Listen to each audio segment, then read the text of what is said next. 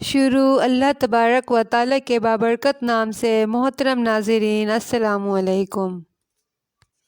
ایک مرتبہ رسول اللہ صلی اللہ علیہ وآلہ وسلم صحابہ کرام رضی اللہ تعالیٰ عنہم کی محفل میں بیٹھے تھے۔ حضور صلی اللہ علیہ وآلہ وسلم نے فرمایا کہ بتائیں خیر النساء کون سی ہے؟ عورتوں میں سب سے اچھی بیوی کون ہے؟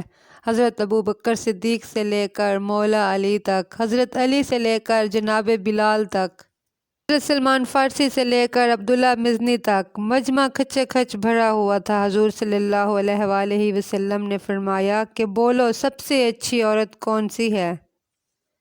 ایک صحابی رسول نے جواب دیا کہ حضور ایسی عورت جس کی نماز کبھی قضا نہ ہوئی ہو۔ فرمایا وہ بھی اچھی ہے مگر تم میری مراد کو نہیں پہنچے۔ ایک اور صحابی رسول نے جواب دیا حضور ایسی عورت جو خاوند کی تابع دار ہو۔ فرمایا وہ بھی اچھی ہے مگر تم بھی میری مراد کو نہیں پہنچے۔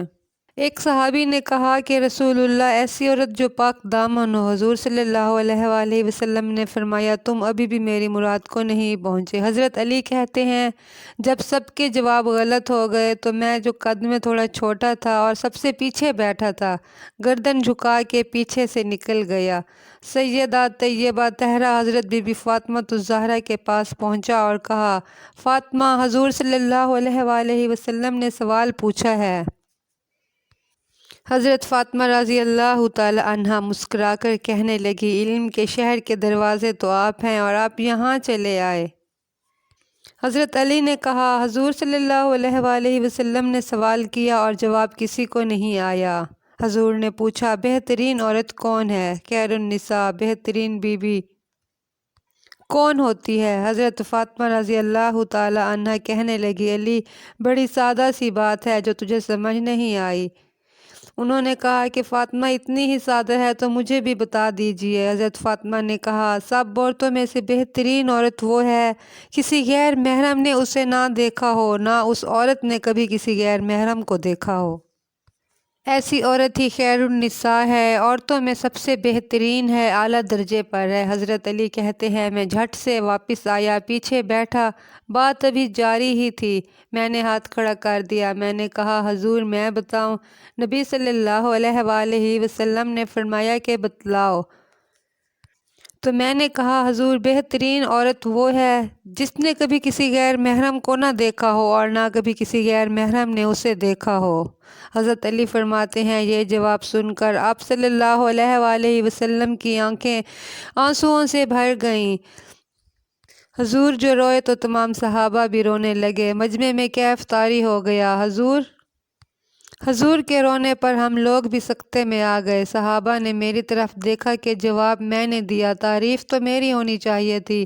حضور صلی اللہ علیہ وآلہ وسلم نے آنکھوں کو پونچھا اور فرمایا میں تمہیں کہتا ہوں نا فاطمہ میرے جگر کا ٹکڑا ہے، فاطمہ میرے وجود کا حصہ ہے، میں تمہیں کہتا ہوں نا۔ صحابہ دیکھنے لگے کہ جواب علی نے دیا اور شاباش فاطمہ کو مل رہی ہے۔ حضرت علی رضی اللہ تعالی عنہ نے جواب دیا کہ لفظ بے شک میرے ہیں مگر یہ سوچ فاطمۃ الزہرا کی ہے، اس بیٹی کی جس کی تربیت رسول اللہ صلی اللہ علیہ وآلہ وسلم کی نگرانی میں ہوئی ہے۔ پھر آپ حضرت فاطمہ کے پاس واپس آئے، فاطمہ میرے ساتھ چلو مسجد میں۔ حضور صلی اللہ علیہ وآلہ وسلم روئے جا رہے ہیں، حضور حجرے میں رو رہے ہیں اور ہچکیوں کی آواز مسجد تک آ رہی ہے۔ آپ چل کر دیکھیں کہ حضور کو ہوا کیا ہے، ہماری اندر جانے کی طاقت ہی نہیں ہو رہی۔ سیدہ بی بی فاطمہ نے جھٹ سے پردہ اوڑھا، حاضر خدمت ہوئی، اندر گئی اور حضور کے کاندھے مبارک پر اپنا ہاتھ رکھا تو بیٹی کے ہاتھ کی ٹھنڈک محسوس کر کے آپ صلی اللہ علیہ وآلہ وسلم نے سر سجدے سے اٹھایا، بولے فاطمہ آ گئی ہو بیٹی، تو بھی ہاتھ اٹھا اور میری امت کی بیٹیوں کے لیے دعا مانگ۔ حضرت فاطمہ نے پوچھا حضور کیا ہوا؟ آپ نے جواب دیا رات مجھے دکھایا گیا کہ دوزخ میں کچھ عورتیں ہیں، ان کے بال فرشتوں نے باندھے ہوئے ہیں اور انہیں گرز مار رہے ہیں، وہ چیختی چلاتی ہیں، مدد کو پکارتی ہیں، بڑی تکلیف میں ہیں۔ حضرت فاطمہ نے پوچھا بابا جان ان کی غلطی کیا ہے؟ تو نبی صلی اللہ علیہ وآلہ وسلم نے فرمایا وہ باریک دوپٹہ اوڑھتی تھی، ان کے بال چمکتے تھے جسے غیر محرم کی نظر دیکھتی تھی، انہیں دوزخ میں یہی سزا ملے گی، وہ چلائیں گی، چیخیں گی، مگر اس وقت ان کی مدد کوئی نہیں کرے گا۔ حضرت فاطمہ رضی اللہ تعالی عنہا کی زندگی امت کو پیغام دیتی ہے کہ پردہ اوڑھ لو، حجاب میں آ جاؤ، اپنے آپ کو اللہ اور اس کے رسول کی بارگاہ میں جھکا دو۔ اللہ تبارک و تعالی سے دعا ہے کہ ہمیں دنیا اور آخرت دونوں میں بھلائی دیں اور اپنے سیدھے راستے پر چلنے کی توفیق عطا فرمائیں، آمین۔